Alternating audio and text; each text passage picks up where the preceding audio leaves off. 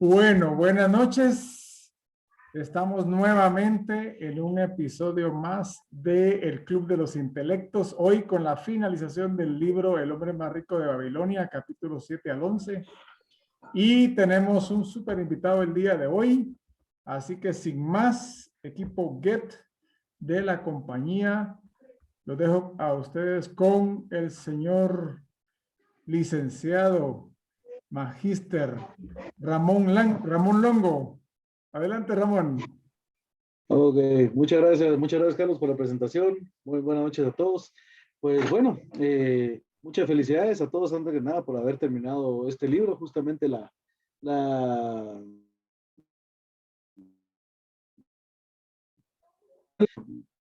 libro que uno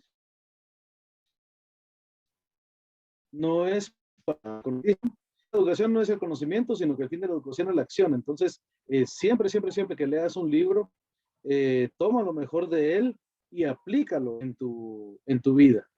Entonces, vamos a iniciar ya con los más ricos de Babilonia, que de este libro me encanta, lo he leído ya varias veces, me ha dado muchos buenos consejos a cómo controlarse y dar las diferentes historias que hemos visto en los últimos videos y también en lo que vamos a ver ahorita, es que las finanzas personales tienen mucho más que ver con personales que con finanzas.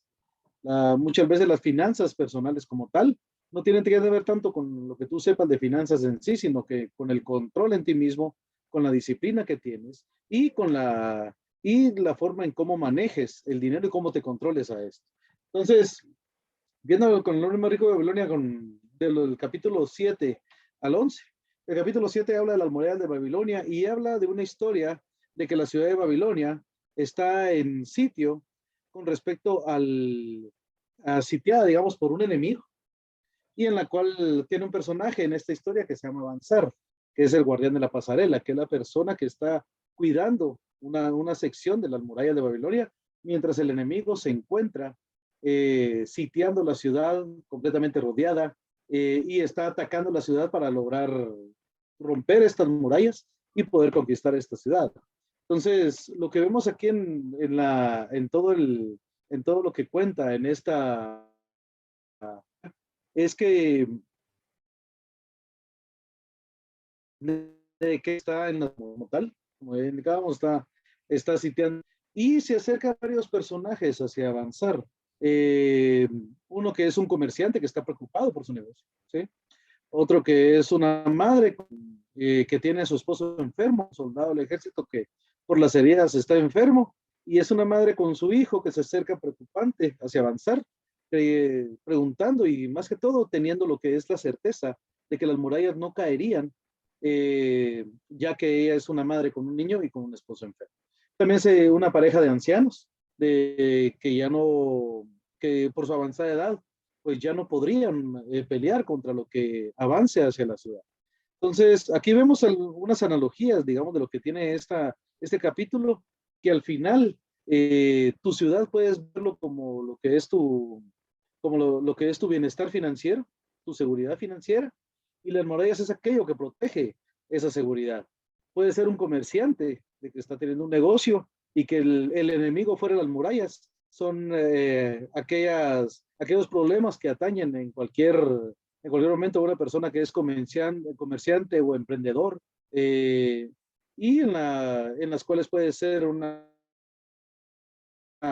crisis, lo vemos mucho ahorita con el tema del coronavirus, lo que puede ser una baja en las ventas por cualquier otro motivo, ese tipo de enemigo que puede estar a las puertas de tus murallas, ¿cómo te proteges para lo que es tu comercio?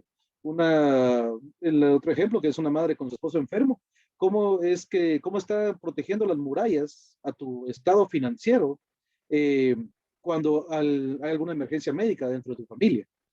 O la pareja de ancianos, que cómo puede ser que las dificultades del día a día pueden afectar lo que es la estabilidad de gente de una edad avanzada.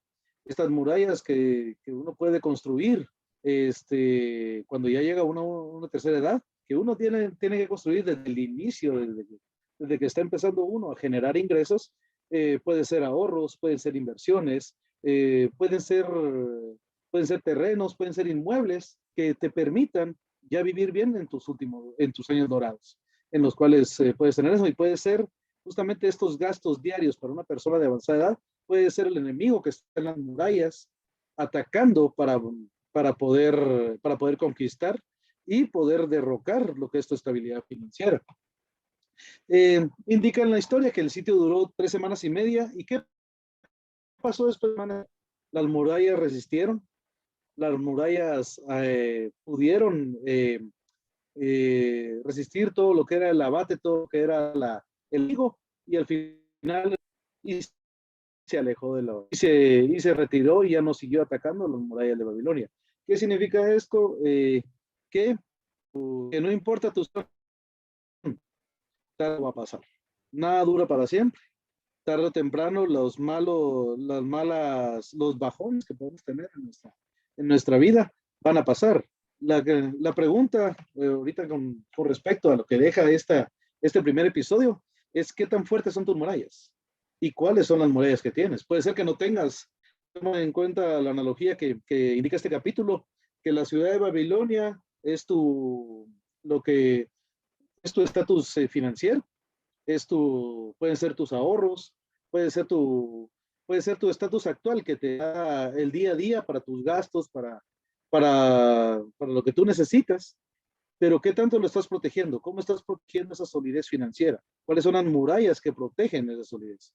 Y algunos ejemplos que dan para este capítulo es que puede ser, ¿qué murallas puedes tener? Cuentas bancarias, puedes tener inversiones que puedes generar, seguros. Muchas veces la gente no se da cuenta de la importancia de tener, por ejemplo, un seguro médico hasta que Dios no lo quiera, alguien de la familia sufre un accidente o cae enfermo, y las cuentas bancarias, muchas veces hay muchos estudios que indican de que la mayoría de las familias que se van a quiebra es debido a gastos médicos. Entonces, obviamente nosotros compramos un seguro médico para no tener que utilizarlo, pero puede ser una muy buena muralla para evitar de que te derriben lo que es tu ciudad de tu estado financiero. Bienes inmuebles, invertir que te permita después tener alguna protección a la hora de que tú tengas alguna necesidad, o simplemente invertir durante tu vida en bienes inmuebles, ya cuando tú lo decidas, ya cuando estés en una edad avanzada, poder venderlos y vivir de ellos ya tus años dorados. Esos son los tipos de murallas que pueden ser, y hay muchas murallas más que puedes tener. Puedes tener un negocio que lo vaya haciendo crecer poco a poco y que de ese crecimiento se genere un sistema que ya no necesite de tu presencia para seguir generando ingresos. Eso también puede ser una muralla que puedes tener alrededor de tu ciudad. Entonces, eso es lo que nos deja bueno, cuando yo lo leí, es una de las enseñanzas que me dejó este capítulo para lo que era la muralla de Babilonia. El 8º capítulo habla de lo que es el tratante de camellos. Aquí nos relata lo que es la historia de Dabasir contada por Tarkad.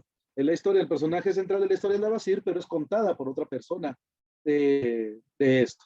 Y de lo que tiene esta persona, y lo que indica es que lo que indica la historia es que Tarkad, que es un tratante de camellos que tiene muy buenos ingresos, que tiene prosperidad en Babilonia, encontró a un amigo que le debía dinero, lo invitó a comer y le contó la historia de Dabasir.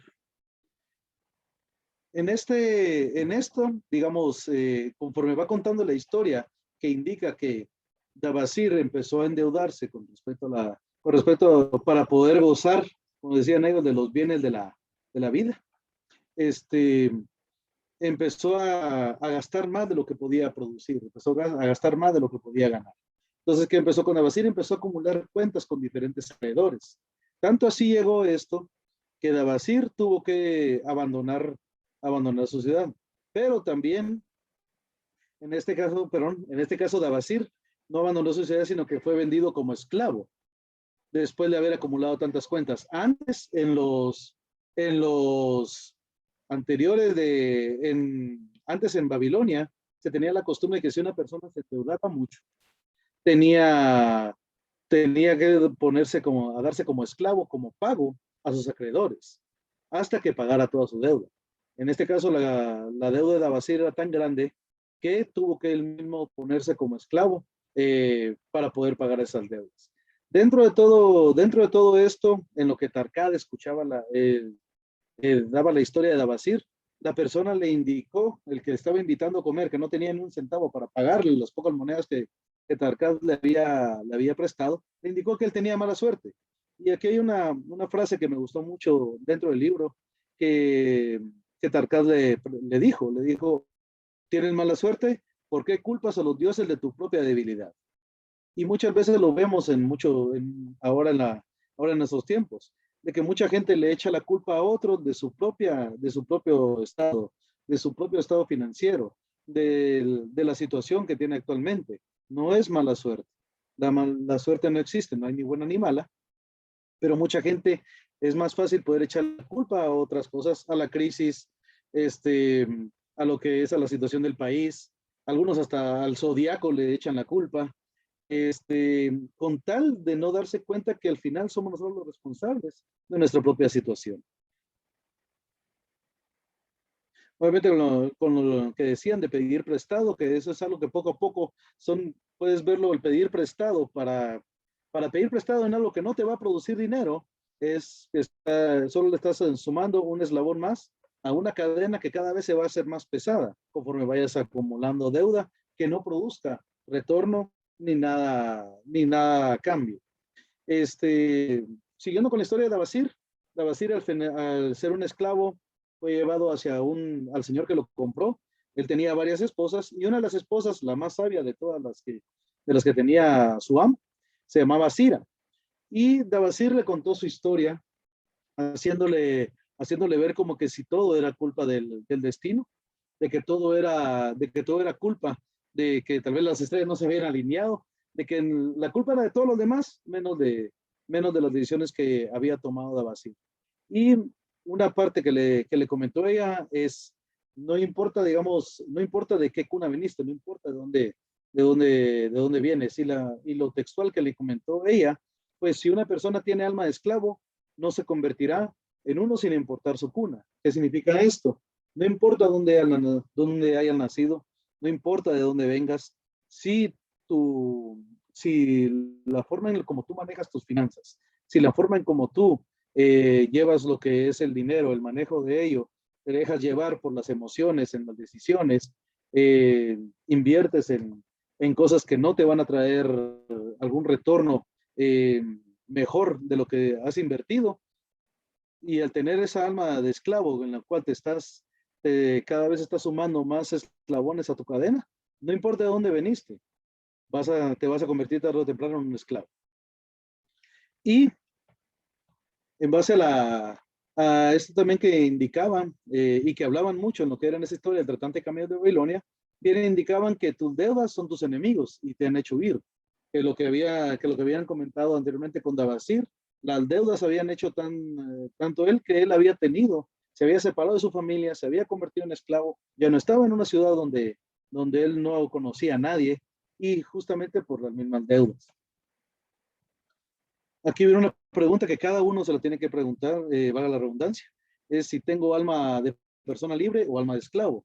¿Qué es una persona libre? Una persona libre es la que mira la vida como una serie de problemas a resolver. No es una persona que cree que no van a haber problemas, es una persona que sabe que la vida es una serie de problemas a resolver y los resuelve. ¿Cómo? Encontrando la forma, encontrando el camino, encontrando la forma de cómo resolver a la hora de cada problema.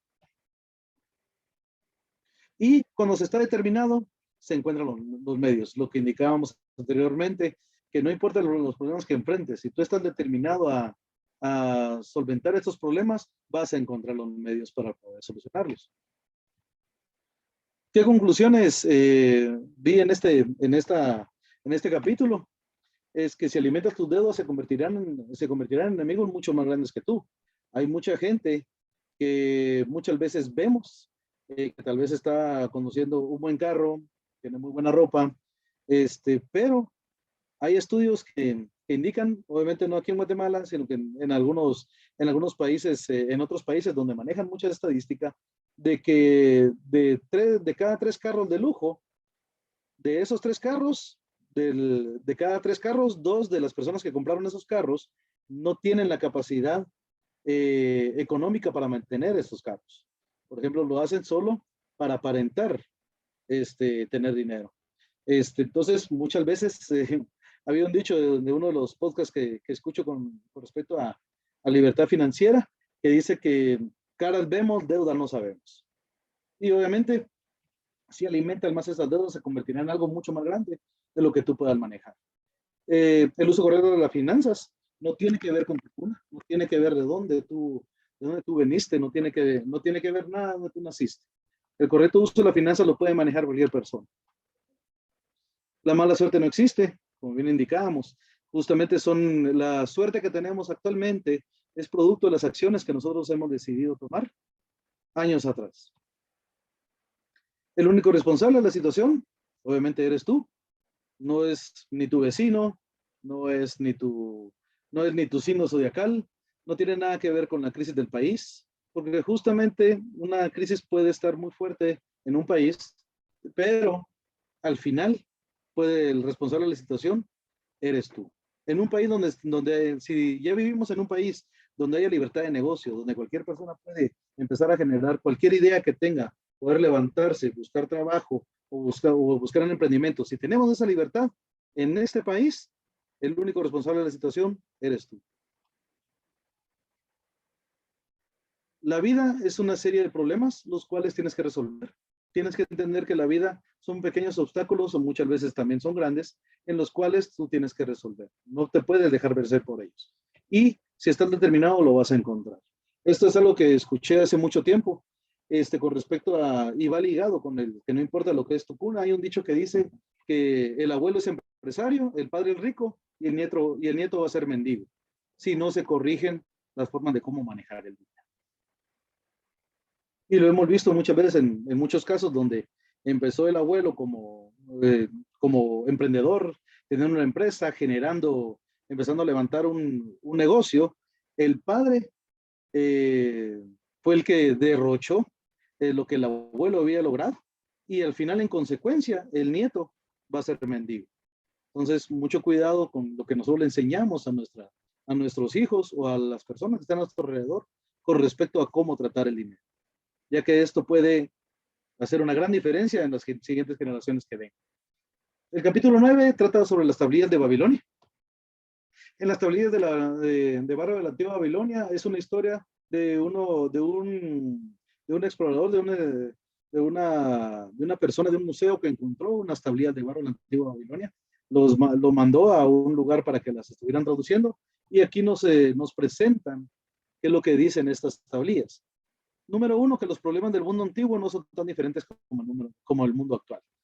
En el mundo antiguo también habían deudas, en el mundo antiguo también se manejaba dinero, en el mundo antiguo unos se hacían más ricos que otros se hacían más pobres, siguen siendo los mismos problemas en el mundo actual.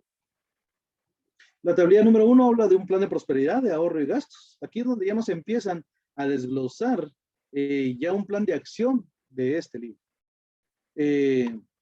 La tablilla número 2 habla de lo que es el plan para salir de deudas, que debes saber cuánto debes. Y también lo van mezclando con lo que es una historia con respecto a cómo fue que Dabasir, si se recuerda de él, lo hablamos en el capítulo anterior, de cómo fue que Dabasir logró salir de deudas. Porque dentro de la historia de Dabasir indican de que Sira, la esposa de su amo, le permitió escaparse.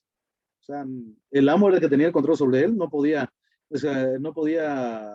hacer nada si no era bajo el amo, pero Sira, al ver el potencial que tenía el joven, lo dejó escaparse, dándole 2 camellos y dejándolo a su suerte.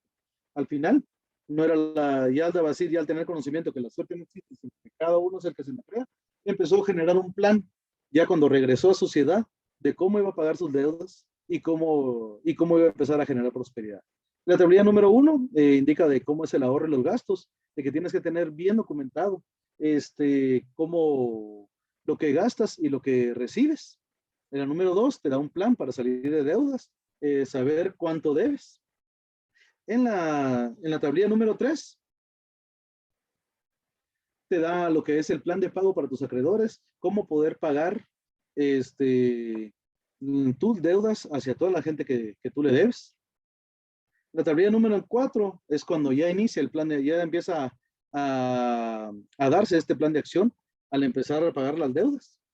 Y en la tablilla número 5 empieza lo que es disfrutar la libertad de no tener deudas. De esa libertad que, bueno, que muchas personas están todavía amarrados a ese tema. ¿Cómo fue que debo decir en este capítulo, paga sus deudas? Número 1, que nos dan unos consejos para poder seguir, para poder pagar nuestras deudas. Número 1, el 10% para ahorrar. Pero bueno, uno se puede preguntar, si me están diciendo que voy a pagar mis deudas, ¿por qué tengo que ahorrar? El 10% para ahorrar, y le dan mucha importancia a esto, es para saber de que mientras estás pagando tus deudas, tú te sientas bien porque también estás acumulando riqueza. Lo que te da una mejor confianza, y también te prepara para construir tus murallas que van a proteger tu ciudad, que significa tu estado económico.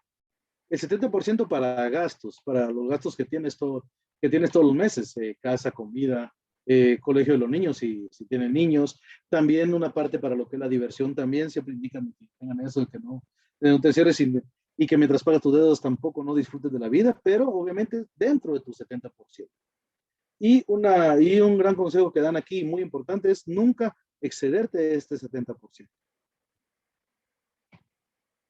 Y el otro 20% para pagar tus deudas, para empezar a salir de dichas deudas. ¿Y cómo podríamos tener algunas formas de cómo llevar esta información y poder aplicarlos a nuestra situación actual? Número 1, es más fácil pagar tus deudas que evitarles. Esa es una conclusión muy fácil de acá. Obviamente, si en esta historia, en los tiempos antiguos, no podías escapar de tus acreedores tan fácilmente, al día de hoy es más difícil escapar de tus deudas. Y obviamente no es lo aconsejable. Número 1, porque no habla bien de ti, en este caso, de no pagar aquellas deudas que tú ya disfrutaste. Número 2, trae un montón de consecuencias que pueden afectarte no solo a ti, sino también a tu familia.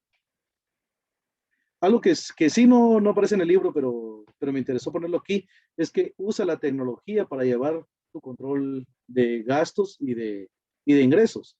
Hay muchas aplicaciones ahora que puedes usar desde tu teléfono, que fácilmente puedes en un minuto poner tu gasto en el instante que lo estás haciendo. Hay unas donde ya te presentan lo que puedes poner un plan de presupuestos. Hay unas que te hacen proyección en este caso. Yo utilizo mucho una aplicación que se llama MoneyWiz, en este caso permítanme, se los voy a escribir acá.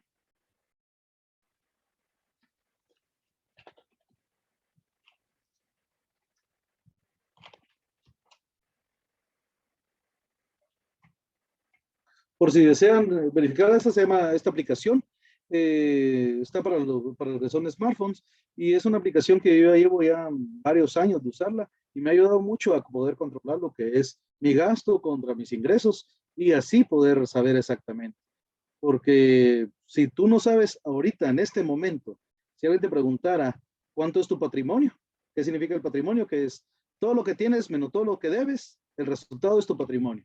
Si no sabes exactamente cuánto es tu patrimonio al día, ahorita en este momento, necesitas llevar un mejor control de tus deudas. Mucha gente no sabe que cada mes se están haciendo cada vez más pobre, mientras que otra gente cada mes se está haciendo cada vez más rica. Entonces, obviamente el control es clave para poder hacer esto. ¿Cómo puedes pagar lo que son tus deudas? Aquí les muestro lo que es un plan que se llama el plan de la bola de nieve. Esto es, digamos, puedes listar todas las deudas que tengas de aquí como pueden ver en esta gráfica, y ¿se recuerdan del 20% que hablamos? Sobre ese 20% pagas el mínimo de todas por ejemplo, si tenemos tarjetas de crédito y una y otros créditos que pagamos una mensualidad, una cuota al mes. Pagas tu mensualidad y tus pagos mínimos de tarjeta de crédito y con el resto atacas la que menos saldo tiene o la que tiene más intereses, como tú decidas. Conforme va pasando esto, ya tú estás empezando a bajar la deuda de la primera tarjeta y cuando ya baja la deuda de la primera tarjeta, lo que usabas en esta primera tarjeta ya lo utilizas en la segunda. Y ahí ya empiezas, ya puedes bajar más rápido el saldo. Y cuando ya termina la segunda, lo que usabas en la primera y en la segunda, lo usas en la tercera. Y así, en este efecto, ya se genera, obviamente, una bola de nieve para poder salir de tus deudas. Siempre respetando el 10% de tu ahorro mensual y el 70% que van para tus gastos. Y el 20% que va para lo que es el pago de tus deudas. Y ya viendo ya el penúltimo capítulo, que es el capítulo 10 de El Babilonio más favorecido por la suerte. Aquí es una historia muy interesante que habla de Sharrunada y Hadán Gula. Vamos a decirle Sharru y Hadán. Hadán era nieto del socio de Sharru, que se llamaba Arad. Aquí cuenta la historia de que ellos van en una caravana llena de en una rica caravana llena de alfombras, pieles que llevan para Babilonia, y Sharrunada, que era ya una persona ya de edad avanzada, había logrado amasar junto con Arad Gula, que era su socio, una gran fortuna. Arad Gula ya había fallecido y ahora Sharru va con Hadán, que es el nieto de Arad. Pero ¿qué tiene este nieto? ¿Se recuerdan lo que vimos de abuelo empresario, padre rico y nieto mendigo? Pues bueno, el nieto había heredado la forma de derroche que tenía el padre. Arad Gula tuvo un hijo, este hijo empezó a derrochar el dinero. ¿Y qué es lo que hacen los hijos cuando ven que el padre derrocha dinero? También aprenden a derrochar dinero. Entonces, Hadán Gula se estaba quedando con poco dinero, que era el nieto de ellos, de Arad, y él solo sabía cómo gastar el dinero, pero no sabía cómo conseguirlo y cómo retenerlo. Entonces, Sharru le cuenta la historia. Dentro de la historia también, Hadán lo interrumpe para decirle que el trabajo solo es para los esclavos. Y este es un gran error. Porque muchas veces el trabajo no solo te da te da dinero, el trabajo también te da un objetivo, te da una meta, te da una satisfacción en la vida. Entonces, pero mucha gente cree que el trabajo solo es para los esclavos y no. El trabajo es algo que te permite sentirte bien contigo mismo, sentirte productivo. Olvida el dinero. Es algo que te hace sentir bien, productivo, que te da un enfoque, una meta en la vida. Y cuando estaban pasando por las tierras yendo hacia Babilonia, ven a unos granjeros en donde Sharru los conoció hace 40 años y seguían 40 años arando la misma tierra. Esto que nos enseña de que muchas veces no importa tu situación actual, siempre tienes que ver cómo mejorarla, siempre tienes que ver cómo pasar al siguiente paso, al siguiente nivel, no quedarte en donde has estado en los últimos años. Siempre tienes que estar así como una frase que escuché hace mucho tiempo de Jim Rohn, siempre tienes que estar felizmente insatisfecho. ¿Qué significa eso? Tienes que estar feliz con tu situación, tienes que agradecer a Dios por la situación que tienes actualmente, pero siempre tienes que estar felizmente insatisfecho, que siempre tienes que ver cómo mejorar tu situación. ¿Qué personajes tenemos en lo que es en esta historia? Sharru, que hablamos anteriormente, y Sharru cuenta que cuando él era joven, él terminó siendo vendido como esclavo por una deuda que tenía su hermano. Entonces, cuando él fue esclavo, conoció a varios esclavos que estaban en el grupo donde los iban a vender a Babilonia. Estaba Megido, que era el esclavo agricultor, que consideraba que el trabajo era su mejor amigo, de que mientras más trabajaba, más suerte tenía.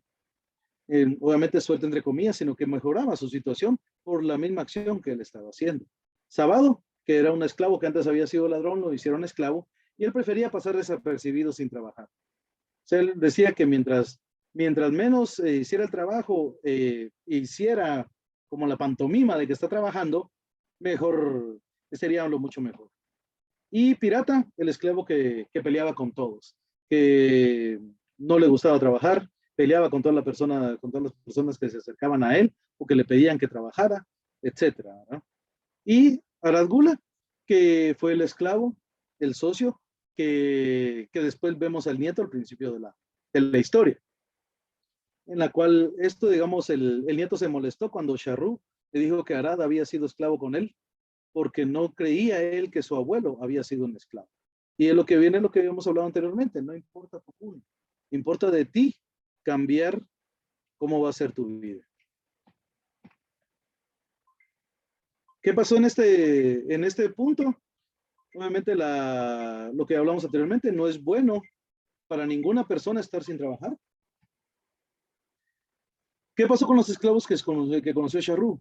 Número uno, Megiddo fue comprado como esclavo, pero poco a poco, al ver que era buen trabajador, se convirtió en capaz, fue mejorando a la vida.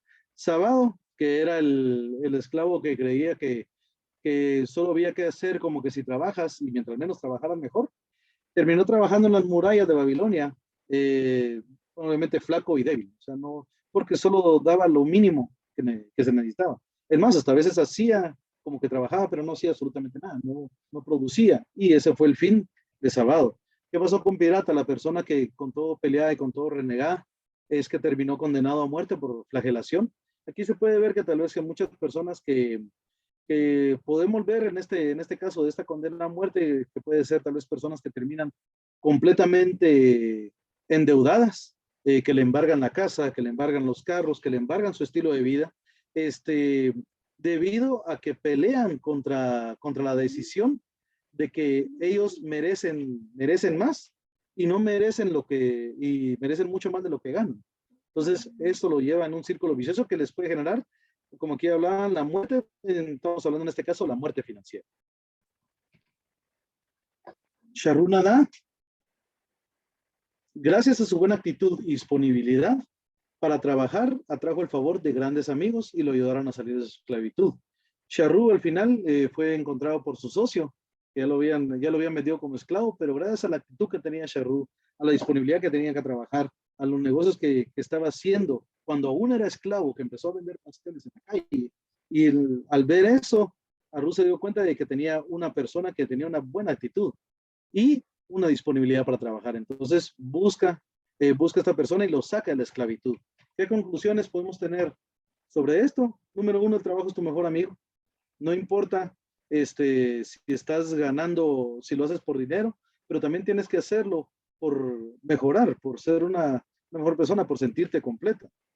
Porque muchas veces mucha gente tiene mucho dinero, pero no mueve ni un solo dedo. Y eso a veces genera una falta de autosuperación o de amor a sí mismo.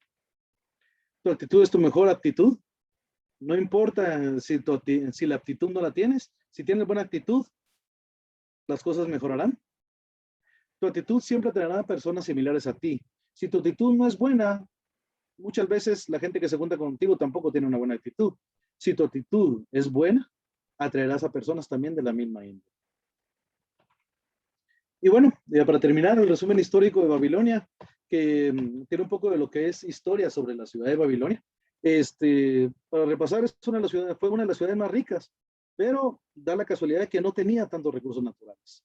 Tenía agua, tenía tierra, pero hasta ahí no tenía grandes bosques, no tenía minas de cobre, ni nada. Por eso todos los materiales de construcción fueron traídos desde otros lados. ¿Pero por qué? Porque Babilonia era una ciudad rica, no porque tuviera grandes reservas de oro, sino que porque habían aprendido sus habitantes cómo eran las leyes para traer el oro, las leyes para acumular riquezas. Puedes verlo hoy, por ejemplo, Japón.